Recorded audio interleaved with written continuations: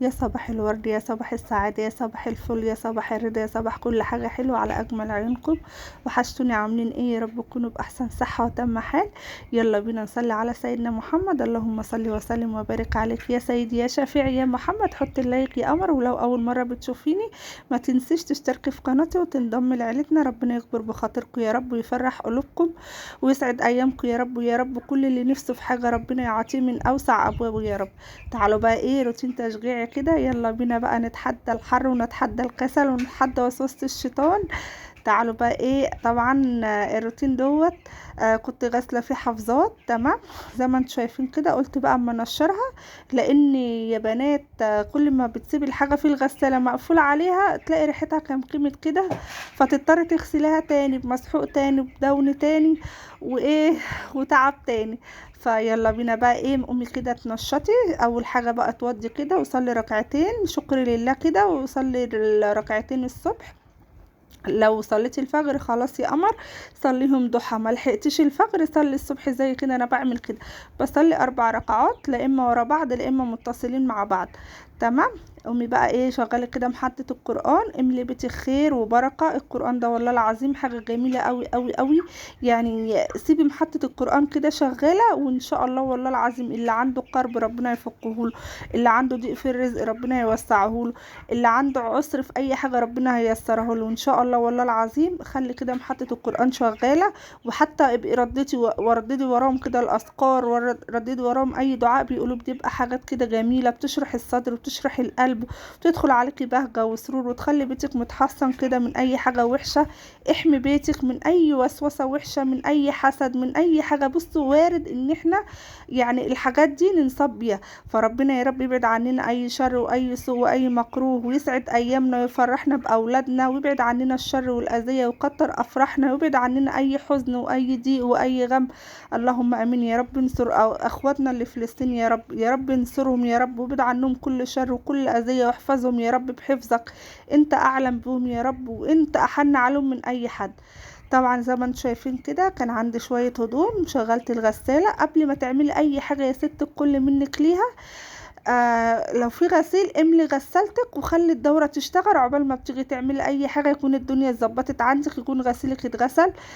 خلصتي المطبخ اللي وراك يا دوبك تنشري. بصي، انجزي في يومك حتى لو انت صاحية متأخرة، والله العظيم ربنا هيبص هيبارك لك في الوقت اللي انت فيه ده.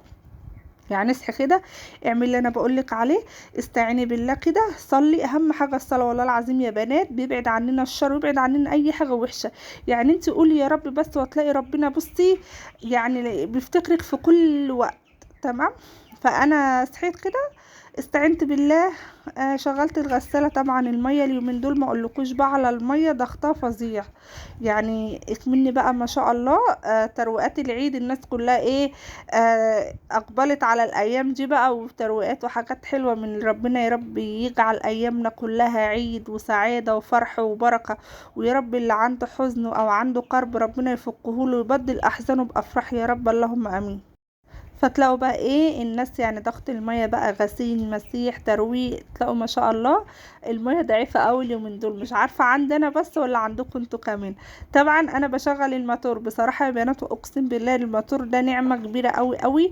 انا بنصح اي ست بيت المية ضعيفة عندها زي حالتي كده، في الرابع في الثالث في الخامس، رغم ان انا في التاني، إيه ركبيه والله مش هتندمي. يعني هو نعمة كبيرة اوي اوي اوي. انا ساعات المية والله العظيم ما بتوصلش نهائي، بتوصلش الا على الساعة 3 الفجر كده 4. طب انا عندي اوديون، عندي حاجات ببقى عايزة اعملها، فالحمد لله بشتغل على الموتور. يعني الموتور دوت تقولوا لي يعني بصوا، هي دي يعني كل حياتي الموتور ده. اصحى كده اشغل الموتور عشان انجز واخلص كل اللي ورايا. فانت لو انت عندك الماء ضعيفه كده، املي الغسالات من بالليل، اغسلي مواعينك من بالليل، ظبطي بيتك من بالليل، هيئي دنيتك من بالليل، ما تعلميش تاني يوم ايه اللي هيحصل. يعني ربنا يا رب يبعد عننا اي حاجه وحشه، ربنا يا رب يبعد عننا العين الوحشه، ربنا يبعد عننا الناس الحقوده، ربنا يبعد عننا اي شر واي اذيه واي حاجه تاذينا، ربنا يبعدها عننا يا رب، ويبعد عننا العين. لان اقسم لكم بالله يا بنات العين دي علينا حق. وفعلا انا يعني انا ما كنتش معترفه بالكلام ده، كنت بسيب اموري كده على ربنا، بقول لا يحسدونا على ايه مش عارفه إيه. لكن احنا والله العظيم ما تعلميش، انت عندك حاجه غيرك بصلك فيها، او انت عندك حاجه مش حاسه بقيمتها بس بتلاقي الناس بتحسدك عليها. فربنا يا رب يجعل قيدهم في نحرهم، يبعد عننا اي حاجه وحشه، يبعد عنكم اي حاجه وحشه، ويبعد عنكم الشر والاذيه، ويحبب فيكم خلقه، ويكبر بخاطركم، طبطب على قلوبكم، ويسعد ايامكم، يفرح اولادكم.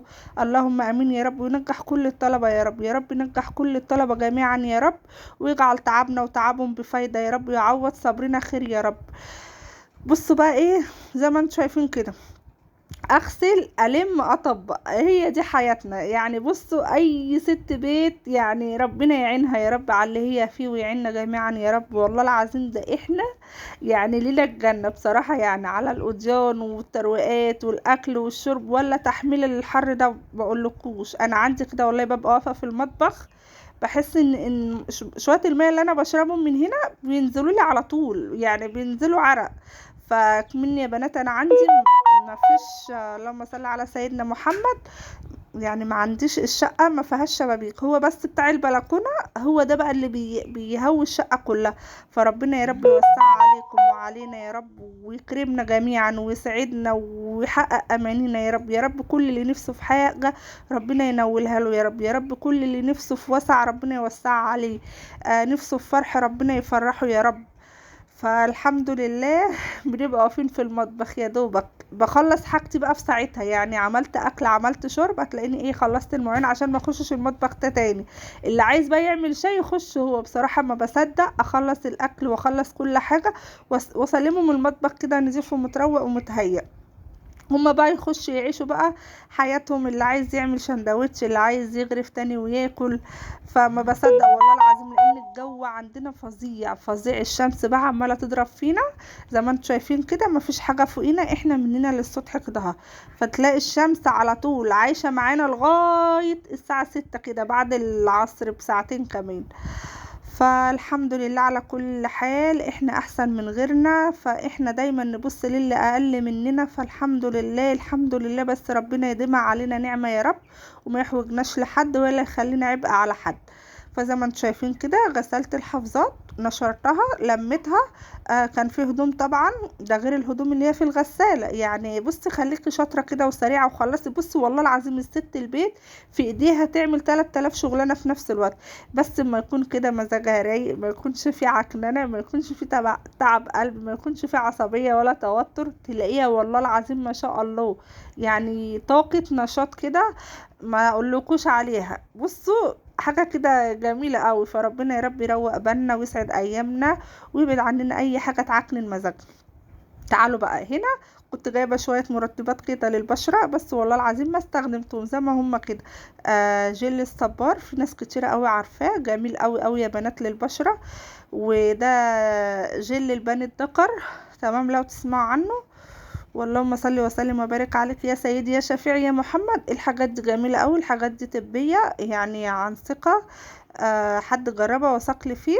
وده جل الفحم، ده برضو عامل زي الماسك كده، بيشد البشره، ولو في تجاعيد ولا في اي حاجه بيمنعها. بص هو اسمر كده، بتحطي منه على البشره، تمام، وتسيبيه حسب لما ينشف بقى على بشرتك، وبعد كده ايه تشطفي بميه دافيه. تمام تمام. فانا جبت الحاجات دي بقى، بس الظروف اللي انا فيها ان انا تعب بنتي وكده، فالواحد لما يبقى عنده حد تعبان بصراحه بتبقى نفسه قافله من كل حاجه.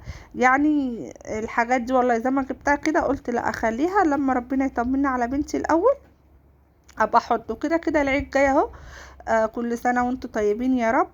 نبقى نعمل ايه، نبقى نجربه كده على بشرتنا ونشوف الدنيا فيها ايه. تمام. هنا بقى ايه، كنت رحت عند اخويا اقعد معاه شوية. مرات اخويا كانت جايبة كابوريا، تمام.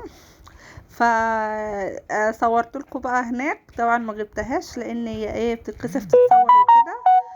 فلقيتها جايبة كابوريا، قلت لها تعملها ازاي، فقالت لي صوريني وانا بعمله كده. بصراحه انا ما عملتهاش قبل كده، فبقيت واقفه بتفرج بقول لها انت هتاكلي الحاجات دي؟ قالت لي لا هناكلها كلنا يعني ما تقلقيش انت هتاكليها. بصراحه انا بحب كل انواع السمك، لكن الكابوريا دي بصراحه ما اكلتهاش قبل كده ولا دقتها قبل كده. وبصراحه انا بخاف من الحاجات دي وحياة ربنا زي ما بقول لكم كده. هي غسلتها كذا مره كده وعصرت عليها ليمون وغسلتها مره واثنين وثلاثه. زي ما انتم شايفين بقى ايه، بتديها صدمة كده الأول. كنت عايزة أصورها وأغفلها بس قالت لي لا ما تصورنيش وكده.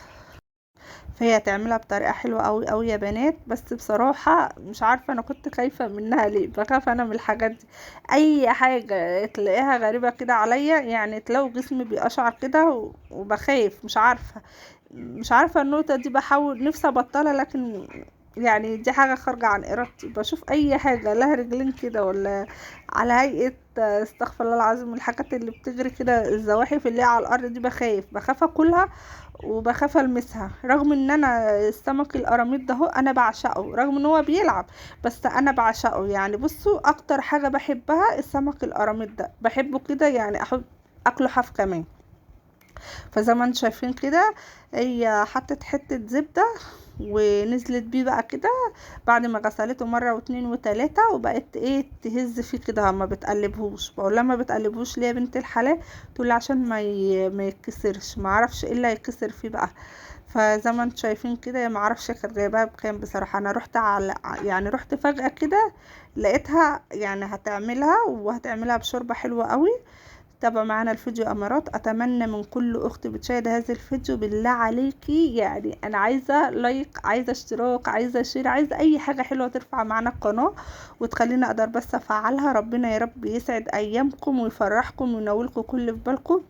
والله العظيم يا بنات انا امنيه حياتي القناه دي تتفعل، ونفسي يعني ابقى زي اليوتيوبر الناس اللي انا بحبهم، يعني زي ام جنى، زي سماح حب حياتك، ناس كتيرة قوي بحب اتفرج عليهم والله العظيم، زي الخالة حلمية، زي زاهية، الناس المحترمة دي. بتمنى من ربنا والله بقول نفسي يعني اقعد كده اقول يا الفيديوهات دي يعني ممكن في يوم من الايام كده ترفع وتسمع وابقى يوتيوبر زيهم.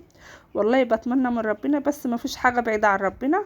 وان شاء الله ربنا كل اللي بيسعى وبيجتهد في حاجة ربنا يا رب يحققها له يا رب. وان بعد الصبر جبر، وان شاء الله ربنا هيجبرنا جميعا. كل اللي نفسه في حاجة ربنا يحققها له يا رب. انا عارفه ان فيديوهاتي متواضعه وعلى قدي، بس والله العظيم ان شاء الله لو ربنا كرمني في يوم من الايام هظبط لكم الدنيا دي كلها.